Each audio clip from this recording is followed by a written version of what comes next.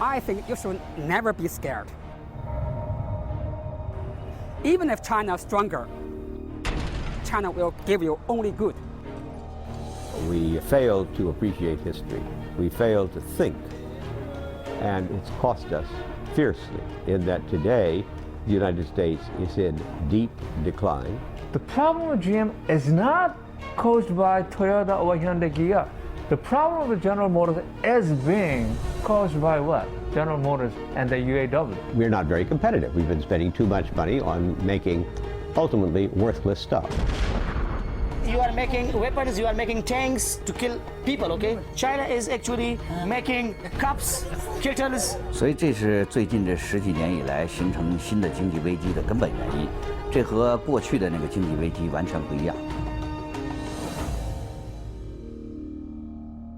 现在经济危机了，大家都丢掉工作了，这时候大家开始注意这个问题了。Different. China is a very promising country. I'm sure in 20 years we'll catch up with USA.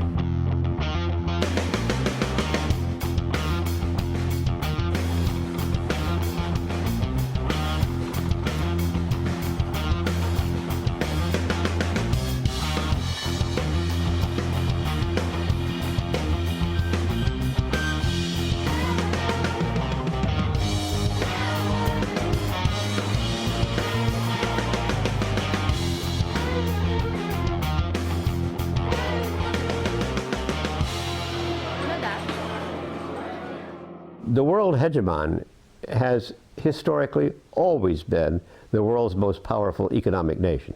The United States hasn't been the most powerful economic nation for a long time now. And it doesn't look like it's going to come back.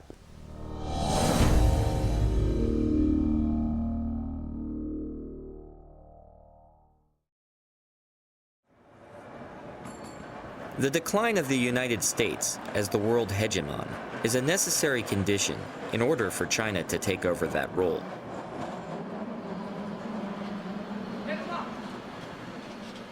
But does hegemon necessarily mean empire? Hegemon simply refers to an overarching power. By empire, then, I think it's a little bit like pornography. You know it when you see it. As China unleashes its tremendous talents, as well as the power of its size and productivity, it certainly is assuming a hegemonic position, but I don't think China quite qualifies as an empire right now. But historically, when countries have become hegemons, they eventually become empires. Rome, Britain,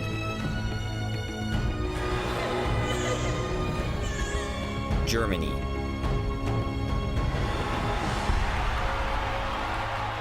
Japan,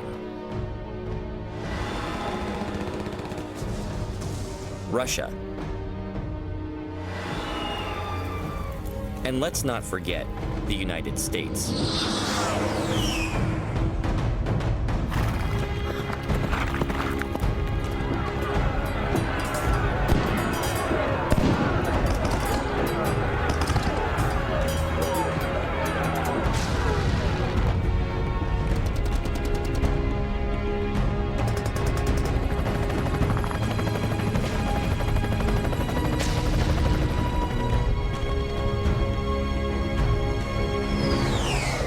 The Americans don't realize we have probably a good 1,000 overseas military bases.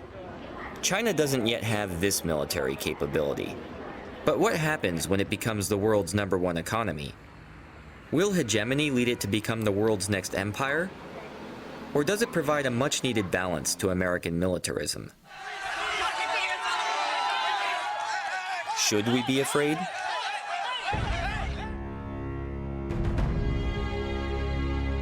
Seeing is believing. So come to China and have a look. Seeing is believing, so let's go. But not only to China. Let's go to the countries that surround China and see how they're being treated. Is China being a friendly neighbor? Or is it sowing the seeds of empire?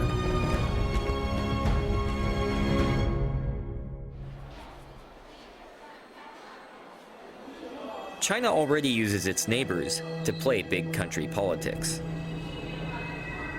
Busan, South Korea.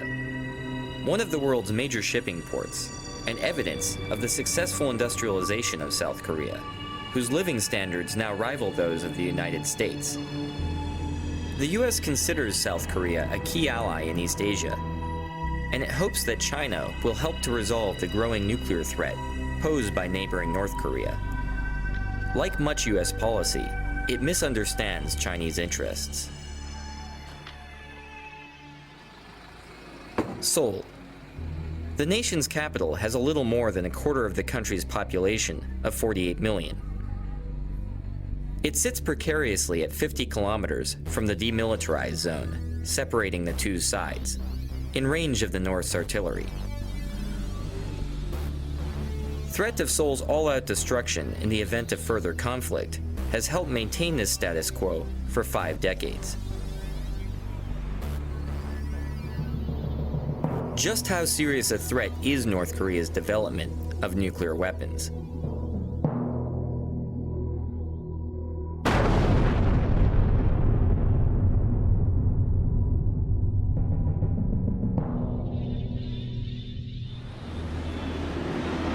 In order for a country to become a full-fledged nuclear weapons state, the country should satisfy 4 conditions. The first condition is the possession of nuclear warhead. Yes, North Korea has acquired nuclear warhead. Second, it should have delivery capability. North Korea has a delivery capability. It has intermediate-range ballistic missile, Nodong-1 and Nodong-2. It has a short-range missiles such as Scud B and C. Third, nuclear testing. But there is a debate on whether it was successful or not. And finally, in order to mount that warhead on the short and medium-range missiles, North Korea should possess miniaturization technology. But we believe that North Korea is short of acquiring that miniaturization technology. In view of that, we can argue that North Korea is a very dangerous country with potential nuclear weapons capability, but we cannot regard North Korea as de facto a full-fledged nuclear weapons state. I don't find the Korean situation unstable. I've never felt that there was a threat from North Korea.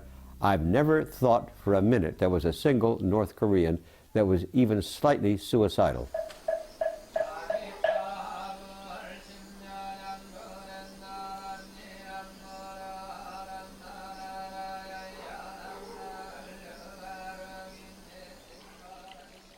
Suicidal or not, a nuclear North shifts the balance of power in Asia. Why doesn't China use its growing strength to help US-backed efforts to disarm North Korea? One of the odd things about the post-war world is the Chinese are absolutely delighted to have Korea divided in 2.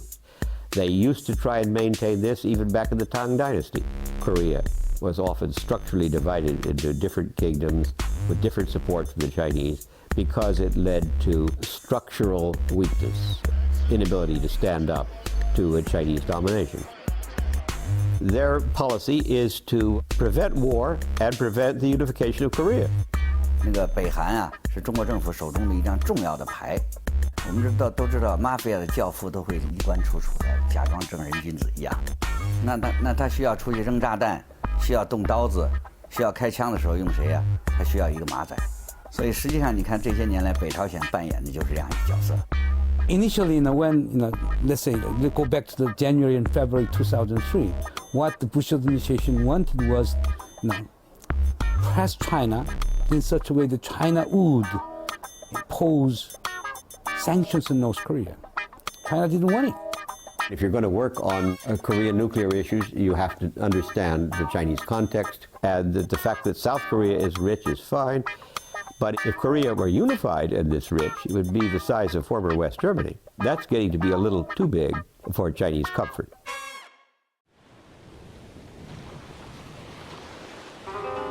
If Korea is a traditional tributary state that China manages through division, then how will it deal with Korea's bigger and wealthier neighbor, Japan, whose rivalries with China have spanned centuries? The answer depends not only on the intentions of the Chinese government, but also on the attitudes of the Chinese people. Like Korea, Japan has traditionally been a part of the Chinese cultural area. But it has also been fiercely rebellious. After Japan became the first Asian nation to industrialize, it used its newfound strength to create a modern empire and subjugate its Asian neighbors.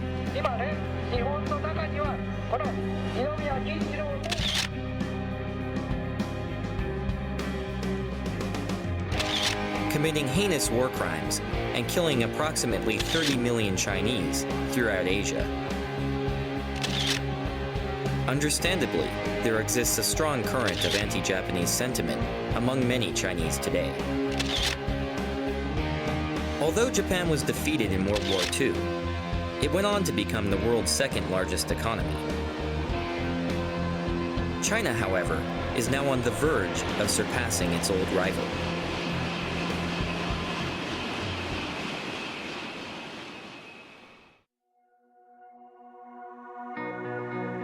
To many, both inside China and out, the 2008 Beijing Olympics were a symbol of China's rebirth as Asia's preeminent power. As part of the Beijing Olympic torch relay, the Chinese decided to bring the torch to Nagano, Japan, home of the 1998 Japanese Olympics. Perhaps as a message to the world that the Middle Kingdom was about to eclipse the land of the rising sun. Along with this message came a tremendous display of nationalism in the form of thousands of young Chinese. Many received encouragement and even financial support for their travels to Nagano from various Chinese consulates throughout Japan.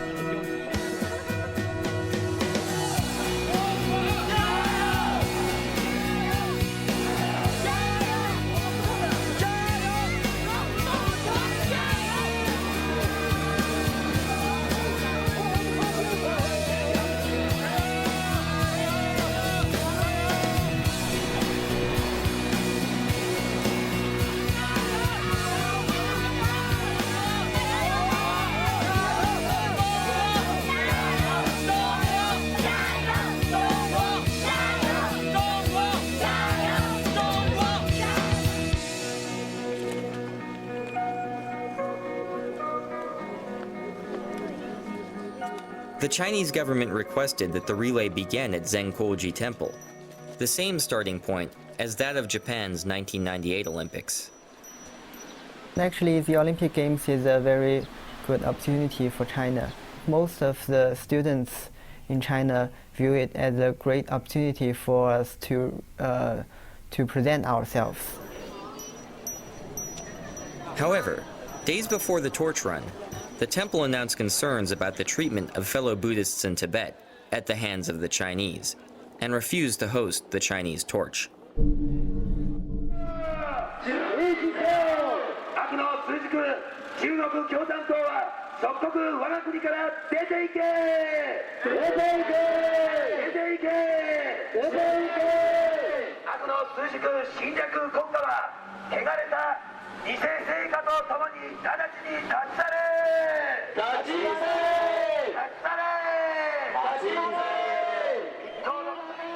The event attracted a large number of loosely associated protesters who took the torch relay as an opportunity to voice grievances against China.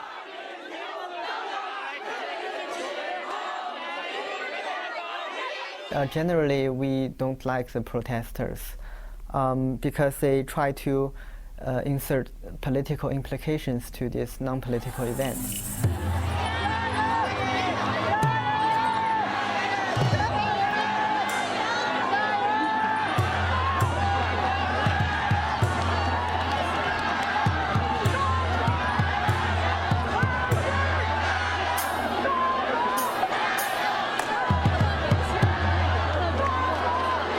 Beyond being a window on Chinese nationalism, the Nagano torch relay provided a glimpse into the situation of some of China's various ethnic minorities, and begged the question, is China really the unified multi-ethnic nation that it portrays?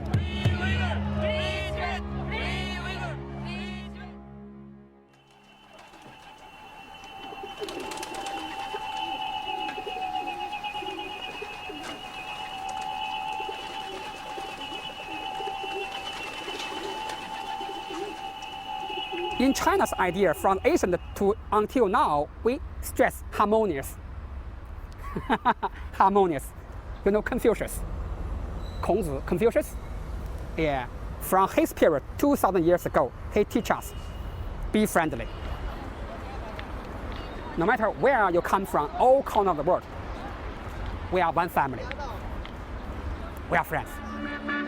The Olympics provided an opportunity to see if the harmonious society was a reality or simply propaganda.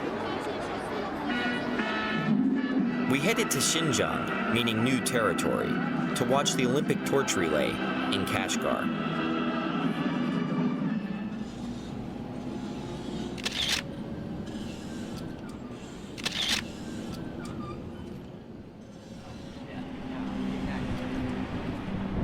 Inside Kashgar city, preparations for the torch relay were underway. In a show of ethnic solidarity for the Olympics, the authorities were preparing a large group of minority children, mostly Uyghurs, to come out and show support for the torch on the day of the run.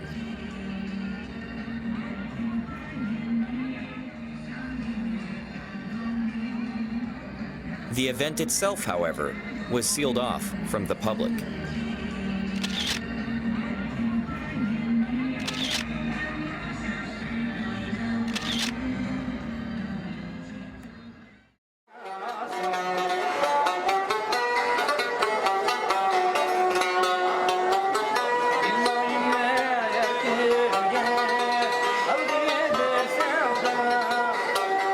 We were struck by just how different Xinjiang was from eastern China. And we wanted to know more. Specifically, just who were the Uyghurs? Well, to begin with, they're Central Asians of Turkic origin, and they're Muslim.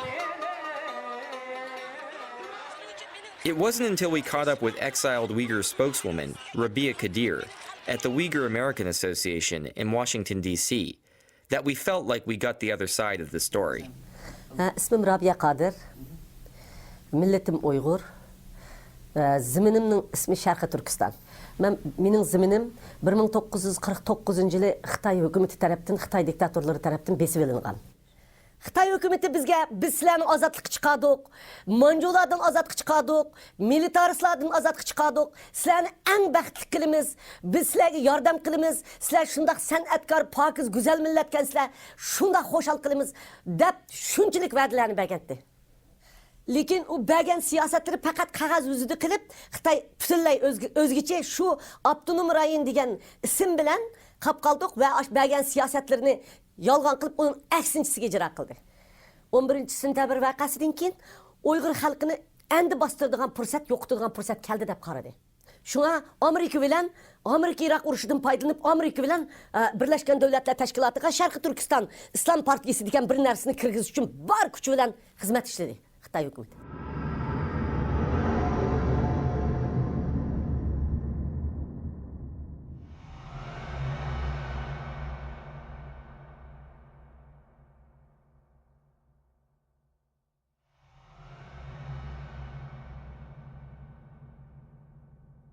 O maksadını amalga oshirdi.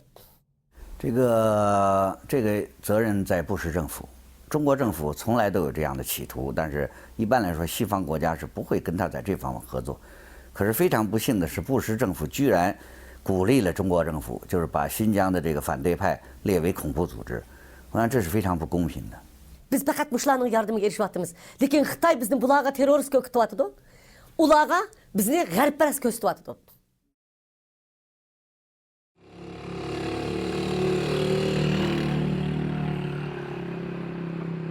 There are two nations which are fighting in the world. One is America, one is China. So America is using brutal way, which is war, and there is a lot of losses. And China is using a peaceful way and civilized way, where there is no loss. Pakistan! Pakistan!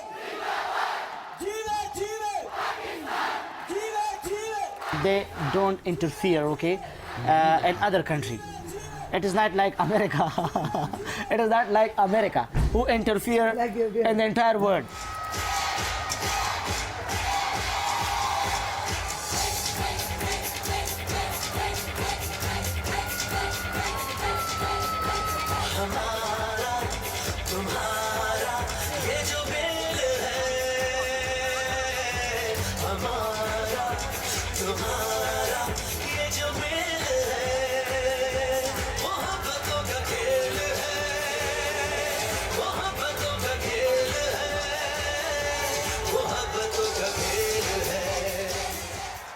The United States is one of the largest donors of foreign aid to Pakistan.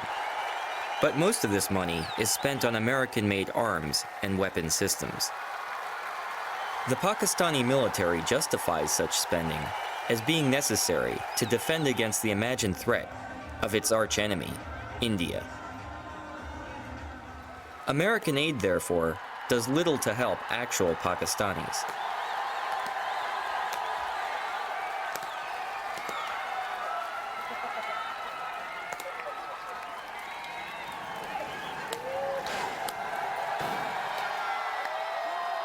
Fortunately for the Pakistanis, there are other nations that have undertaken development projects that have contributed greatly to the infrastructure and quality of life in Pakistan. China has been our friend for the last 50 years. If Pakistan had any problem in the past, China came and it solved the problem of Pakistan. The Karakoram Highway is the highest international roadway in the world. It runs over 800 miles from Kashgar in western China to Islamabad, Pakistan. The KKH is a joint venture between China and Pakistan that provides a vital link between the two countries. A quiet graveyard just off the highway commemorates the 82 Chinese workers who lost their lives in Pakistan during the 20 years it took to complete the construction of the KKH. The Karakoram Highway would not exist today were it not for the funding, hard work, and sacrifice of the Chinese. Before the construction of KKH, the people of northern areas led a very poor life. After construction of KKH, we experienced different sort of changes, culturally, economically, socially, and politically even.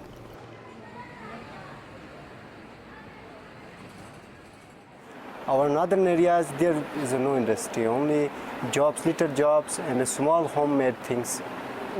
China is the only one of the country who provide the very cheap stuff for our people. We are 6 hours drive from our border to China, so easily we are going to. China is so near for us, so we want to business with China. In addition to inexpensive consumer goods, Chinese technology is also brought to Pakistan through the Karakoram. The Chinese technology is very cheap, so the local authorities and Pakistani government accept their bids and they allow them to establish their projects. There is an agreement between Chinese government and Pakistani government for widening the KKH, for laying the railway line as well as gas pipeline. So the local population is very happy. They will benefit it. The Chinese have also begun other mega projects in Pakistan, such as investing $200 million in the construction of Gwadar Port on the southern coast of the country. Gwadar is considered by the Chinese as their avenue to a warm water port.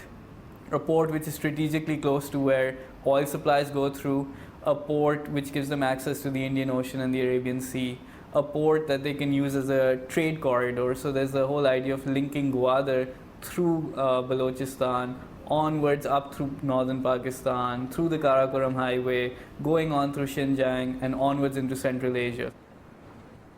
While most of these plans have yet to become reality, they reflect the ongoing and serious interest of the Chinese in maintaining close ties with Pakistan.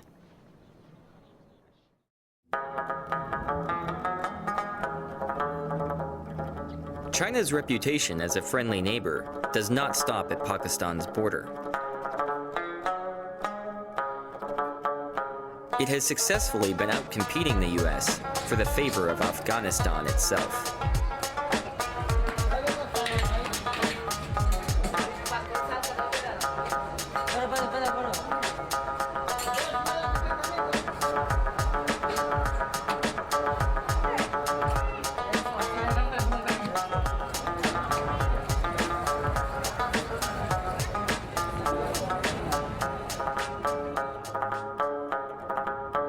After nearly 30 years of war, abandoned artillery litter the landscape of Afghanistan like tombstones marking the graveyard of empires. We have enough experience with the war. We fought the Soviets. At the end, that superpower was broken.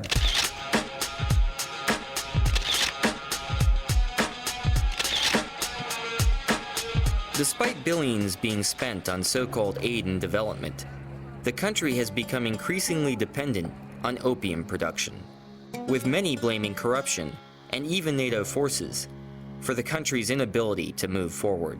America wants to solve everything by the gun. Gun does not bring solution. Gun increases the problems.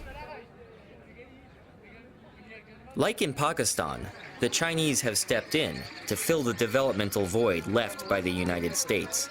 Right now, in this reconstruction period in Afghanistan, Chinese, they are holding some construction company they have built. They are busy in some road construction. They are not even telling our government who should be a minister, who should be a governor. All they are saying that they want to see a developed and prosperous Afghanistan. However, like its Western peers, China's interest in Afghanistan is not purely humanitarian.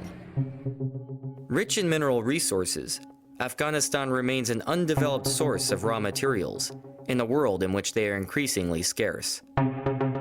It is Afghanistan's copper that interests China. The metal is used in all aspects of modern life, including coinage, jewelry, housing, transportation, electronics, and medicine.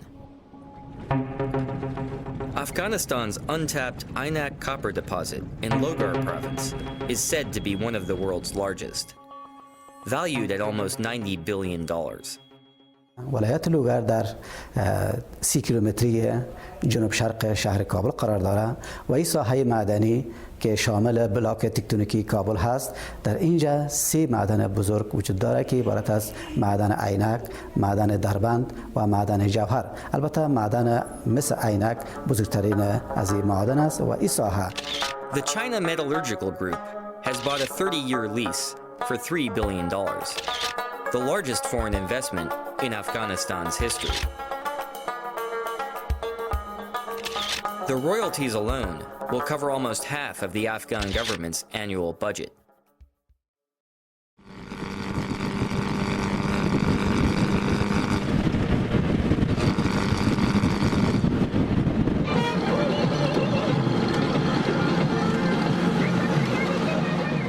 India, home of 1.2 billion people. In 20 years, it will have a bigger population than China. Its economy continues to grow year after year, and it's the world's largest democracy. Could India provide a cultural and strategic counterbalance to China? One of the main balancing forces in the emerging world of Asia, South and East Asia, is going to be India and China. That neither is going to feel comfortable with one achieving a position of superiority, least of all any claims to hegemony. I would assume Asia is a target for the Chinese. They would like to put Asia under its control in economic terms, in political terms, in strategic and military terms. This is where China has been active. If you were to look around Asia, China has replaced the US as the largest trading partner for almost every country in the region. India-China trade has been growing rapidly, and a trade route has even been opened that directly connects India and China through Tibet. Indeed, India-China trade has crossed India-US trade in terms of sheer numbers. There's a growing trade relation, bilateral relation between these two countries. I think that gives Chinese a certain power which people will look over their shoulder twice before they do or say something that gets Beijing upset. Chinese have committed a lot of atrocities, and they've been allowed to get away with it because they've been isolated for so long. There's a period where no one knows what went on in China, and now that they've opened up, they're still sort of acting with impunity because of the economic incentive. Countries aren't willing to speak out. Trade has lately become very China-driven. India is always very careful about the Tibet issue and also with its vis-a-vis with its relation with China. I think it's a tightrope that New Delhi has to walk between its increasingly closer relations with Beijing and also keeping Tibetan refugees population satisfied as much as we can.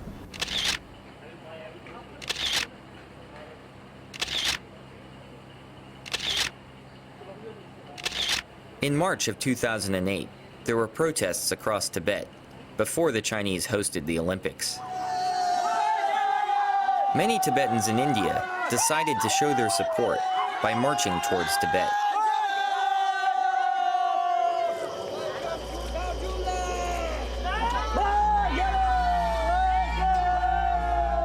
When we led this march,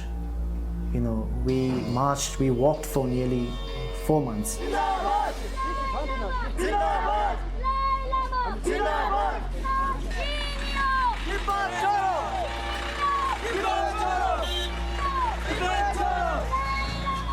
Indian central government, they have sent us an order saying that you can't move out of this district, Kangra district. India will not allow Indian territory to be used by any Tibetan protesters to undertake any political activities. At Beijing's request, Delhi had its own police enforce the wishes of the Chinese government by cracking down on the protesters. Yeah, China is very clever, and it can use any country for their own benefit at any point of time. So when we were reaching the district border, very early morning the police stopped us. So from our side, because we were trained, what we did was we sat down on the road in the middle of the road, and we started praying. And some people were crying, and we all got locked ourselves. We started praying, and that made it impossible for them to get angry. And they have their own responsibility, they have their duty to perform. They have to arrest us.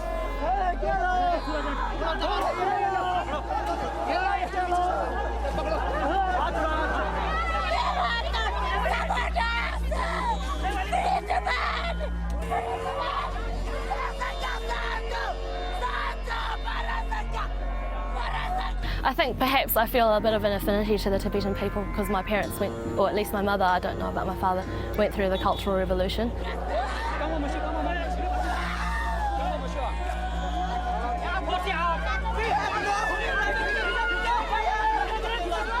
It's just weighing on me a little bit because everyone thinks I'm Tibetan when I'm here, which is lovely because I've really grown to love the Tibetan people.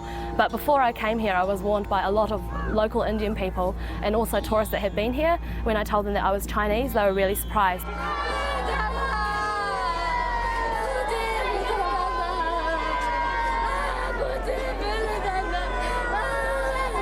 Some people were actually saying quite extreme things like that people might think I was a spy from China, and that people would react negatively here. They would get angry with me, and if I'm not angry, then they would be staring at me and they'd make my stay here very uncomfortable.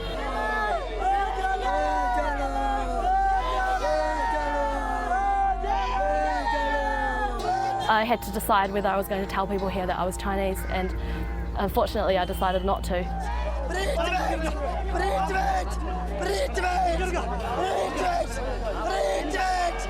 And I think that was a mistake because I think they would have accepted me fine. Like they've got friends in Tibet that are Chinese, and they're very open and welcoming of Chinese people because that's what the Dalai Lama teaches them, to show compassion to everyone, your enemies and your friends. India is not the only country where China tries to control Tibetans outside of its national borders. The T word is predominant vis-a-vis China's relations with Nepal. I think what the Tibetans are doing here, what the Americans are doing here vis-a-vis Tibet is of utmost concern to the Chinese. it's pretty clear that the Tibetan protests, the Chinese don't like it. They're extremely sensitive to this, and that sensitivity is very easily brought to bear on the Nepal government. For 10 years, a bloody civil war raged across Nepal as Maoist rebels took up arms against the king, and the Maoists gained popular support. After the king was forced out of power in 2008, the Maoists were elected to run the new government. The party's name is a clear tribute to China's chairman Mao. 实际上，他们不但是从意识形态上是毛泽东的那派别，而且他们一直在那个财政上和武器装备上都得到中国政府支持。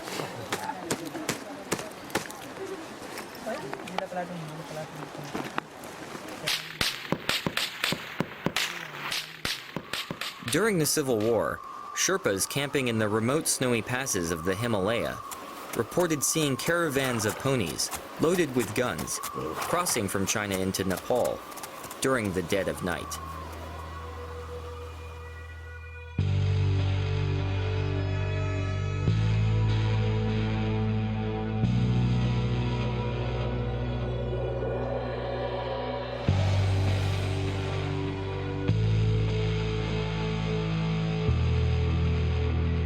Maoists stormed the offices of the Nepali Times and physically assaulted Kunda Dixit and his staff in an attempt to silence the press.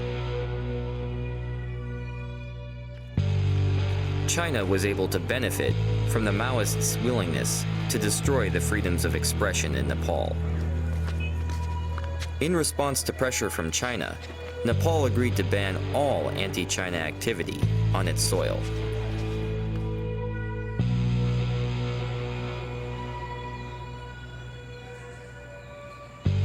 China is bringing Nepal within its orbit. But what happens now? Once China controls a territory, what's in store for its future? Let's take a look at Hong Kong.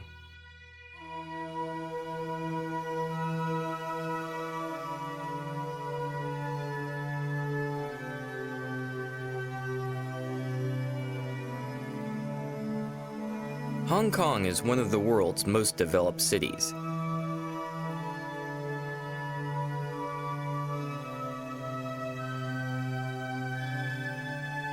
An icon of Asia.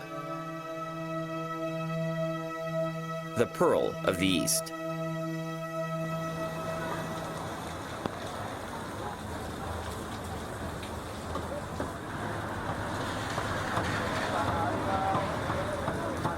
Hong Kong has also long been at the center of imperial disputes. It was taken by the British Empire from the Qing dynasty after the First Opium War. 过去英国的统治能在那儿存在好几十年，是因为中国经济上的需要。因为当时西方的很多工业设备和那个先进的技术是禁止卖给共产党国家，那么香港成为中国转手购买西方技术和西方的产品的一个重要的那个基地。 这是保留香港的最重要的那个原因。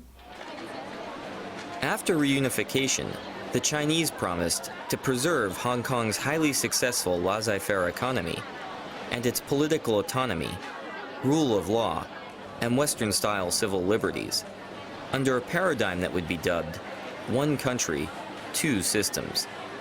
If you bumping into one Hong Kongese on the street, or ask some kind of human rights of activities in Hong Kong, what's the most sensitive test of a one country, two system is Falun Gong issue. The Falun Gong is a modern Chinese spiritual practice that was founded in China in 1992. Our main principles are three words: truthfulness, compassion, tolerance. And we believe that's the principle that the entire universe operates under. Its explosive popularity scared the Chinese Communist Party. On the 20th of July, 1999, it was banned, and a brutal campaign of persecution began in the mainland.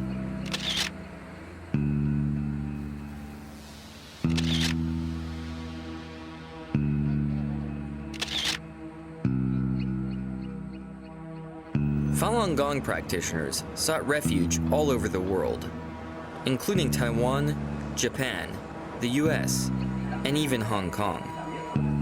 Compared to China, Hong Kong remained an island of tolerance for the Falun Gong. Even today, as busloads of tourists from the mainland come to visit Hong Kong and take in the view from Victoria Peak, Falun Gong practitioners are free, under Hong Kong's constitution, to peacefully demonstrate in support of their beliefs, including displays about human rights violations by the Chinese government. On the surface, it would appear that one country, two systems is working. Or is it? One of the issues raised when you introduce Hong Kong is whether or not the Chinese idea of one country, two systems is stable. I don't think so. Under Beijing's pressure, the Hong Kong government routinely violates its own constitution by refusing entry to Falun Gong practitioners who try to visit the territory. Every country have immigration control. They are entitled to refuse someone, no problem. But racial and religious discrimination cannot be a reason of refusing people to enter. So when we talk about one country, two systems, it's like, gradually really disappearing. Is one country, two systems starting to become one country, one system? 但是收回香港那个90年代的时候，香港的政治色彩并不浓，但是现在的香港的这个残存的民主，成为好像中国民主的一个导火索，一个重要的榜样，所以共产党现在需要消灭香港的民主。 Teresa Chu herself was deported when she attempted to visit. Chinese leader Hu Jintao was visiting there. We have 1,000 Taiwan Falun Gong practitioners, from 6-year-old kid to 80-something aged old lady, were violently repatriated from Hong Kong to Taiwan. In detention room, we have no water, no refreshment, no place to rest. They use some kind of blanket, wrap me like this way, from here, until below the knees.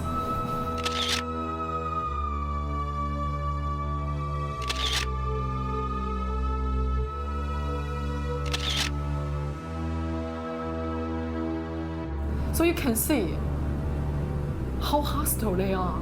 It's not like a free society. It's not like a pearl of the East. Why? Because the black hand, the invisible hand behind Hong Kong's government, the Chinese regime. 当中国进行经济改革，西方对中国开放那个出售技术和产品的时候啊，香港存在的意义就不大，所以中国要收回香港。我想香港的民主可能在未来10年中会逐渐消失。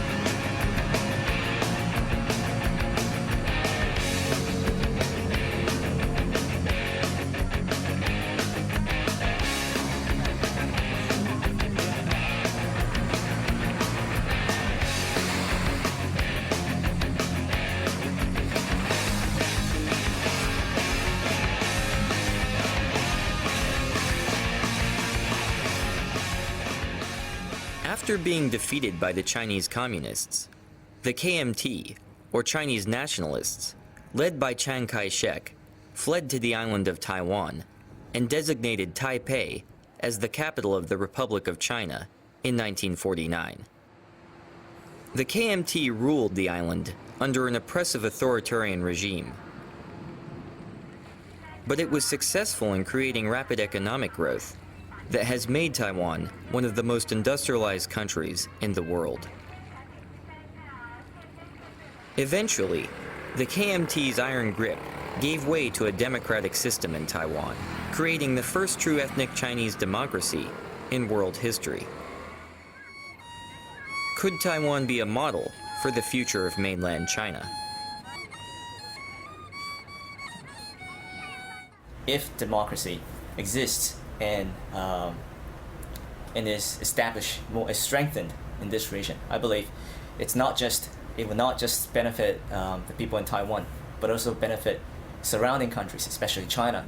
The youngsters on the mainland, they're gradually changing their worldview. They're not that inward-looking anymore. They can see by themselves what's going on in Taiwan, especially in Taiwan's democratic developments.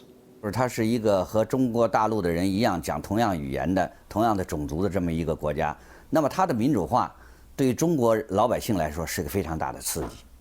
In the long run, we can change the very nature of the Chinese communism, and hoping that someday that mainland China can be converted into a free and a democratic society. We believe that China is moving to a right direction that develops the economy and improves the quality of life of everyone, and at the same time promote the democracy and equality.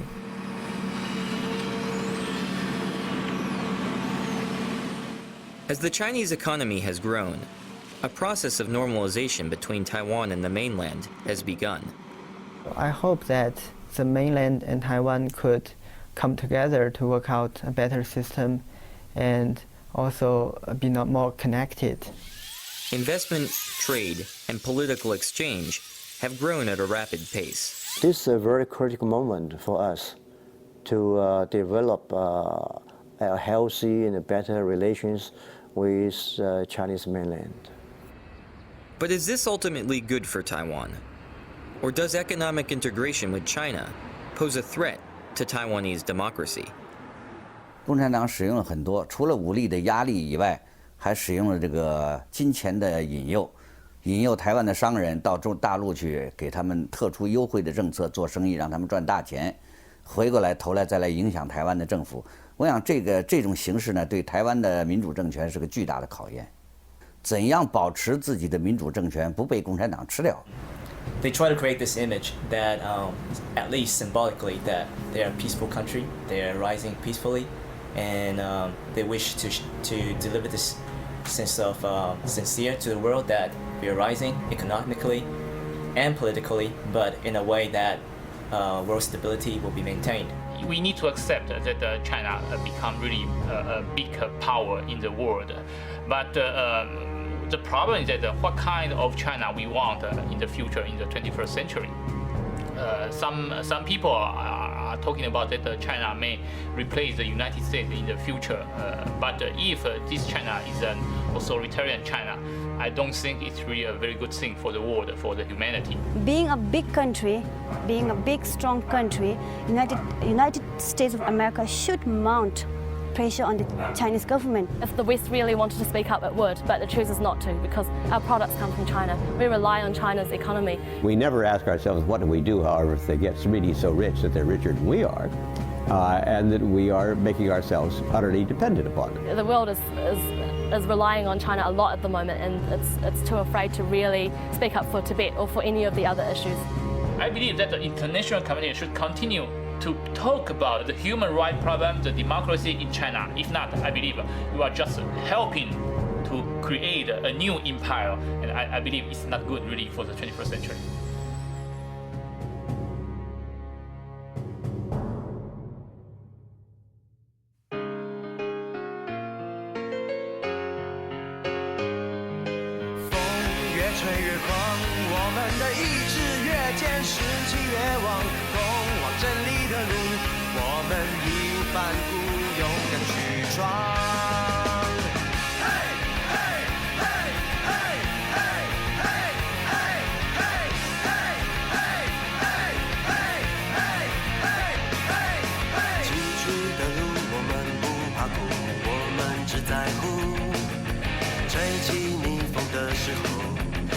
否卖力地挥动翅膀？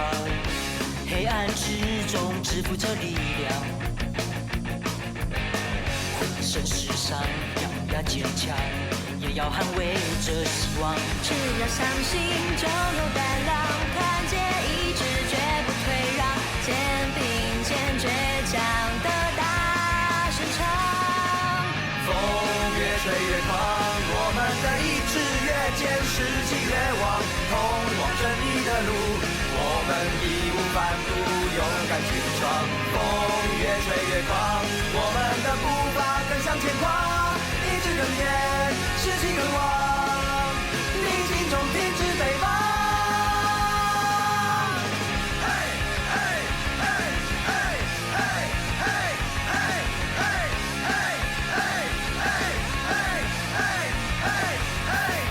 崎岖的路我们不怕苦，我们只在乎吹起逆风的时候，是否卖力地挥动翅膀？